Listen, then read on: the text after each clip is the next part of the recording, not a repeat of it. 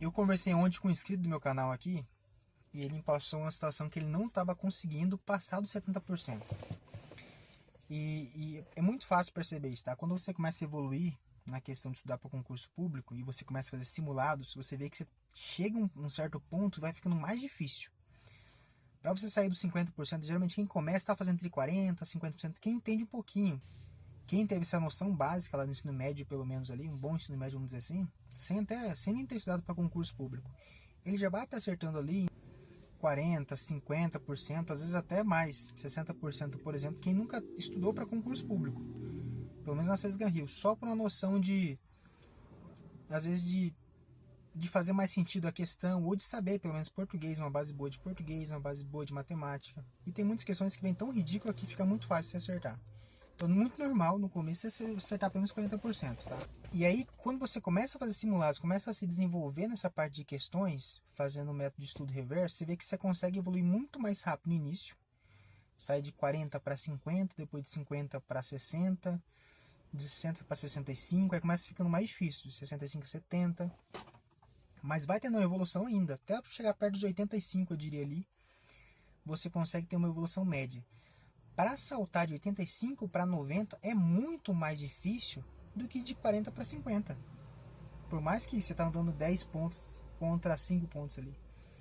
Quanto mais perto do perfeito que seria acertar o 100%, quanto mais próximo do perfeito, vai ficando muito mais pesado.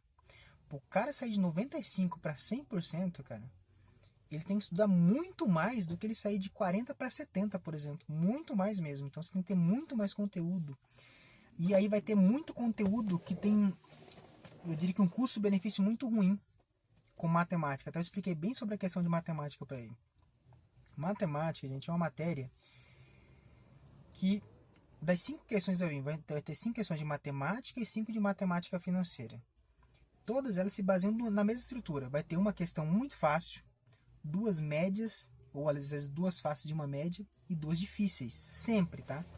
Isso vale para matemática e para português, qualquer matéria. Mas essas matérias que vem 5, sempre vai estar esse equilíbrio, vai ter no mínimo duas difíceis, uma ou duas médias e uma ou duas fáceis, totalizando as 5 questões ali. E o custo-benefício para você conseguir entender as fáceis e as médias é um custo-benefício que eu diria muito bom. Matemática, por exemplo, você vai ter que entender muito bem sobre um pouquinho sobre função inicial ali. Vai precisar entender um pouco não, eu diria muito bem sobre regra de três simples. Matemática financeira, você vai entender sobre juros, sobre capital, fazer aquelas formulazinhas básicas de juros, entender um pouco de parcela, que é uma coisa muito simples, não é uma coisa muito complexa não. E é uma coisa que vai ter um custo-benefício muito bom. O que seria um custo-benefício bom? Esse conteúdo vai te dar base para responder no mínimo uma ou duas questões na prova. E isso é um bom custo-benefício. Quando você começa a apelar para as questões mais difíceis, tentar gabaritar a matemática, por exemplo, aí sim você precisa de um estudo só em matemática de pelo menos um ano. Para quem não tem base nenhuma em matemática, 3 anos de estudo só em matemática. Para você falar que você sabe muito matemática para gabaritar sempre matemática. Pegar qualquer prova de Sesgan Rio aí dos últimos anos e fechar a matemática, matemática financeira. Então acaba tendo um péssimo custo-benefício. Tá? E até estrategicamente na hora de fazer a prova, o bom concurseiro mesmo ele vai usar todo o seu tempo de forma estratégica. Tá? Então vamos pegar um exemplo lá. Você chegou na prova para fazer a prova de concurso, como eu sempre começo. Eu leio qual vai ser o tema da redação. Geralmente a gente dá mais de um tema para você escolher. A última que eu fiz, eu lembro até hoje, é sobre falava sobre inclusão, mas sobre a questão de acessibilidade das pessoas na questão de vias públicas, por exemplo. Minha redação foi sobre isso.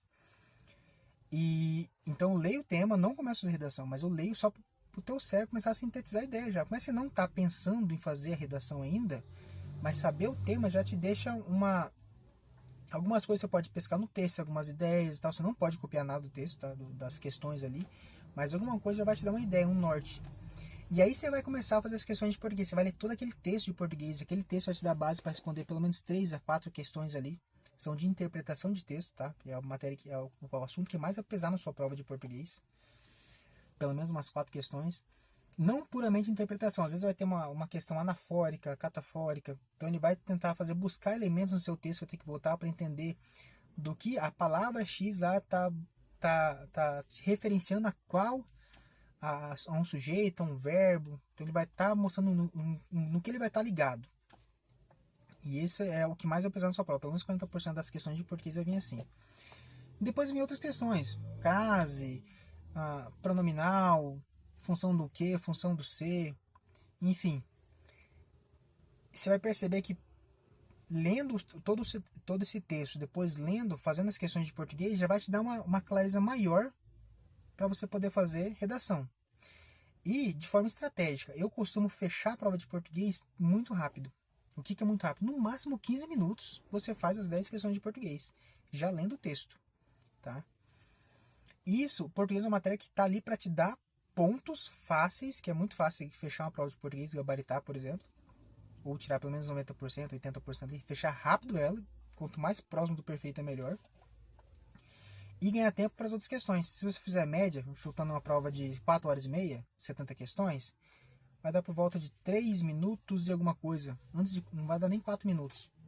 Então toda questão que você começar a fazer e demorar mais 4 minutos, você vai ter que repensar sobre ela. Matemática é um caso muito normal disso acontecer. Às vezes você sabe fazer a questão, você já fez questões parecidas, mas se olhou, sabe que aquilo vai demorar mais 10 minutos, deixa para o final. Faz outras matérias. Vai seguindo, que às vezes esses 7 minutos que você está investindo a mais para fazer essa questão ali, que você demoraria mais, você poderia ter feito 3 questões de informática que valeriam muito mais pontos do que essas uma questão de matemática ali que vai fazer você perder muito tempo. Então até na hora da prova é muito estratégico. E se você for bem avançado, igual eu falei, vai chegar ao ponto de você sempre ser um dos últimos a sair. Provavelmente você vai fechar o caderninho lá, assinar lá junto com os 3. Eu sempre, quando fiz, foi dessa maneira. Você vai ter que otimizar o seu tempo da melhor maneira possível e mesmo assim, no final, saber onde que você vai atacar. Que vai sobrar questão no final para você fazer ainda. Tem que sobrar poucas questões e pouco tempo. E você vai ter que decidir no que você vai investir esse pouco tempo que você tem ali.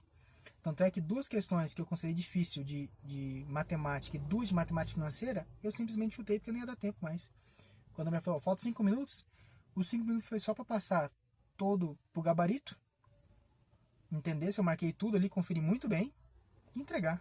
Eu só marquei duas questões da matemática financeira e 2 de matemática, errei, obviamente, mas estrategicamente, aqueles 7 minutos que eu poderia ter desperdiçado tentando fazer as questões mais difíceis, eu usei de forma mais lógica em informática, em vendas, que acabou me dando muito mais pontos. Acabei acertando 82 pontos na prova. Então a prova em si de português, a prova em si da Sesgan Rio, é uma prova que tem que ter muita estratégia. Principalmente quem vai fazer redação e tudo mais. Quem vai fazer não, todo mundo tem que fazer redação e tudo mais. Então isso pesa muito e tem que ser analisado de forma estratégica. Nossa, o vídeo ficou muito longo aqui, mas o assunto é mais complexo. Eu vou gravar um outro vídeo complementando isso aqui depois, tá?